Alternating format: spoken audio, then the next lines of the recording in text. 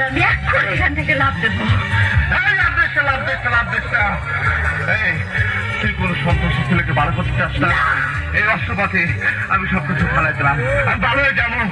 কোথার কসম লাগে আমি ভালো হয়ে যাবো। তুই আল্লাহ কসম লাগে আমি তো আমি তো আমি তো পায়ে ধরে আমি জীবনে কারো কাছে মাথা নত করি নাই, ছোট হই নাই। তোর কাছে মাথা নত করতে তুই যা করবি আমি তাই করবো। আমার আমার আমাদের হাসপাতালে তুই শুধু তার পাশে গিয়ে দাঁড়াবি, বিশ্বাস করবি না।